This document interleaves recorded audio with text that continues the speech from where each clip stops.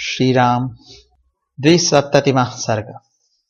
विश्वामित्र द्वारा भरत और शत्रुघ्न के लिए कुशध्वज की कन्याओं का वरण, राजा जनक द्वारा इसकी स्वीकृति तथा राजा दशरथ का अपने पुत्रों के मंगल के लिए नांदी श्राद्ध एवं गोदान करना। विदेहराज जनक जब अपनी बात समाप्त कर चुके, तब वशिष्ठ सहित महामुनि विश्वामित्र उन वीर नरेश से इस प्रकार बोले। नरश्रेष्ठ, इक्ष्वाकु और विदेह दोनों ही राजाओं के वंश अचिंतनीय हैं। दोनों के ही प्रभाव की कोई सीमा नहीं है। इन दोनों की समानता करने वाला दूसरा कोई राजवंश नहीं है। राजन, इन दोनों कुलों में जो यह धर्म संबंध स्थापित होने जा रहे हैं, सर्वथा एक दूसरे के योग्य हैं। रूप वैभव की दृष्टि से भी समान योग्यता का है, क्योंकि उर्मिला सहित सीता श्री राम और लक्ष्मण के अनुरूप है। नरश्रेष्ठ, इसके बाद मुझे भी कुछ कहना है, आप मेरी बात सुनिए। राजन, आपके छोटे भाई जो ये धर्मज्ञ राजा कुशध्वज बैठे हैं, इन धर्मात्मा नरेश के भी दो कन्याएं हैं, जो इस भूमंडल में अनुपम सुंदरी हैं। नरश्रेष्ठ भूपाल, मैं आपकी उन दोनों कन्याओं का कुमार भरत और बुद्धिमान शत्रुघ्न, इन दोनों महामनस्वी राजकुमारों के लिए इनकी धर्म पत्नी बनाने के उद्देश्य से वरण करता हूं। राजा दशरथ के ये सभी पुत्र रूप और यौवन से सुशोभित, लोकपालों के समान तेजस्वी तथा देवताओं के तुल्य पराक्रमी हैं। राजेंद्र, इन दोनों भाइयों भरत और शत्रुघ्न को भी कन्यादान करके आप इस समस्त इक्ष्वाकु कुल को अपने संबंध से बांध लीजिए। आप पुण्यकर्मा पुरुष हैं, आपके चित्त में व्यग्रता नहीं आनी चाहिए, अर्थात आप यह सोचकर व्यग्र न हो कि ऐसे महान सम्राट के साथ मैं एक ही समय 4 वैवाहिक संबंधों का निर्वाह कैसे कर सकता हूं। वशिष्ठ जी की सम्मति के अनुसार विश्वामित्र जी का यह वचन सुनकर उस समय राजा जनक ने हाथ जोड़कर उन दोनों मुनिवरों से कहा, मुनिपुंगवो, मैं अपने इस कुल को धन्य मानता हूं, जिसे आप दोनों इक्ष्वाकु वंश के योग्य समझकर इसके साथ संबंध जोड़ने के लिए स्वयं आज्ञा दे रहे हैं। आपका कल्याण हो। आप जैसा कहते हैं ऐसा ही होगा।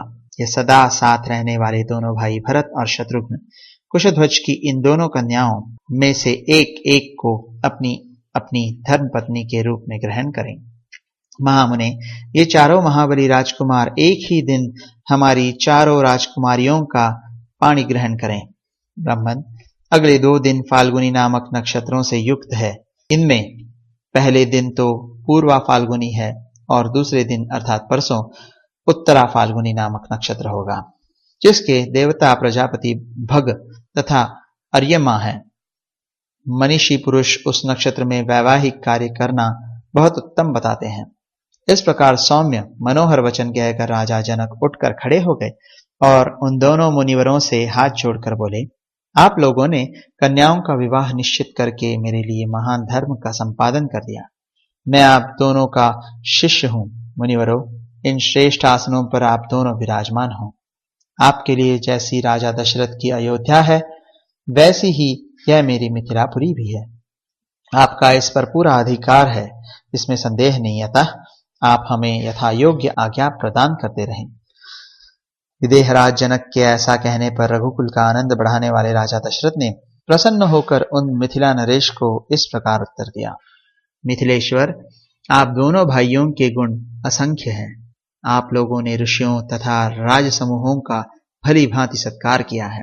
आपका कल्याण हो, आप मंगल के भागी हो। अब हम अपने विश्राम स्थान को जाएंगे। वहां जाकर मैं विधिपूर्वक नांदी मुख श्राद्ध का कार्य संपन्न करूंगा। यह बात भी राजा दशरथ ने कही। तदनंतर मिथिला नरेश की अनुमति ले महायशस्वी राजा दशरथ मुनिश्रेष्ठ विश्वामित्र और वशिष्ठ को आगे करके तुरंत अपने आवास स्थान पर चले गए। डेरे पर जाकर राजा दशरथ ने अपराह्न काल में विधिपूर्वक अभ्युदय श्राद्ध संपन्न किया।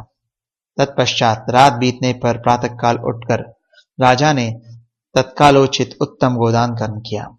राजा दशरथ ने अपने एक एक पुत्र के मंगल के लिए धर्मानुसार 1-1 लाख गौएं ब्राह्मणों को दान दी।